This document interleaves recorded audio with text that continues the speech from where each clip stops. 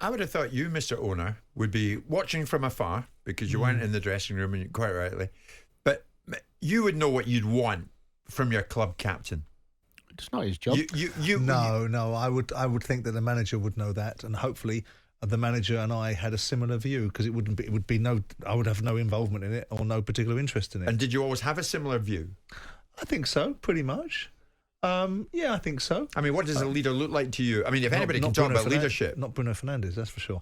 And I think if you talk to anybody, look, if you want Manchester United to continue on their current trajectory, then Bruno Fernandes is your captain.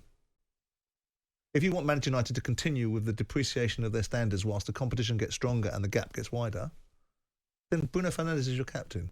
If you want to exhibit the proper standards that dragged Man United kicking and screaming from a mediocre side in the 70s and 80s to an elite side that were the poster boys for the Premier League for the best part of 20 years, then you're going to need something better than that. Talent-wise, yeah, he's a very good player. But when you're assuming the role of a captain on a field for a side of the inherent value and perception of Man United, you need something a little bit more than what he's got to offer. And I don't know any footballer that I've spoken to. Well, generationally, there might be an argument that a few of them are for a certain generation of vintage, but I don't know any of the footballers that I've spoken to, whether it be Souness, whether hearing Paul Ince or other people that I've spoken. Every one of them to a man comes out with the same sentiment: great player, not a captain. And certainly not a captain of Man United. And when you compare them to years gone past, which is a terrible trait, but it was a reflective value of football, that's what it does. And you look at Steve Bruce and you look at Roy Keane and you compare their captaincy to that of Bruno Fernandes, you wonder. Then you look at the standards of Manchester United and the expectation of Man United that's diminished and dropped, and the way that the players seem to behave, and the way that Sancho talks out in the press because he doesn't like something, and whatever else.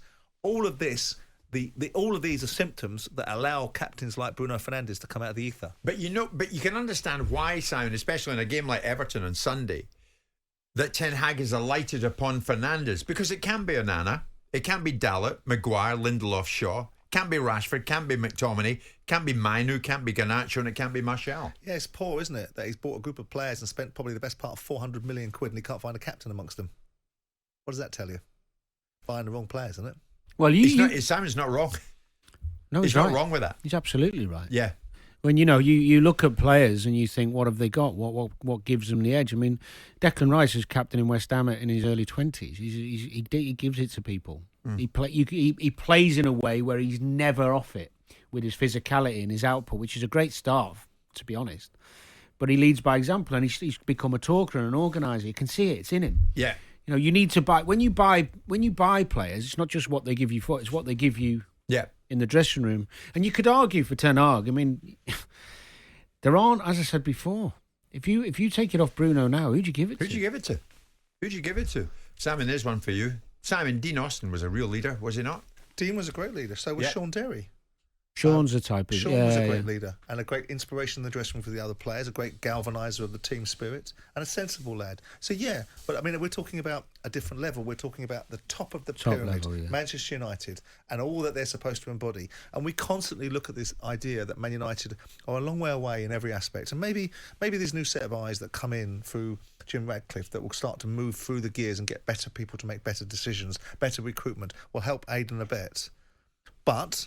at this moment in time, Fernandes is what you've got. And if you can single out the resource that you had and the resolve that you had against Everton on Sunday and build from it, then build from it. And we'll see. And when you've done it and you've built something that looks like it's got sustainability and a real platform, then we can all turn around and be fair and objective about it. The other problem you've got, Si, as well, is that a lot of the top teams, even though someone might wear the armband, so if you look at Liverpool over the years, great example of people I know. Stevie was the captain and grew into a really great captain, but Carragher was always there with him. Yeah. You know, and there was good lieutenants. Yeah, good lieutenants, other people. Because if you look at United now, if Fernandes is whinging at the ref and throwing his arms in the air and not doing his defending and having a bad 20 minutes because he spat his dummy out, which he does on occasion, who's telling him?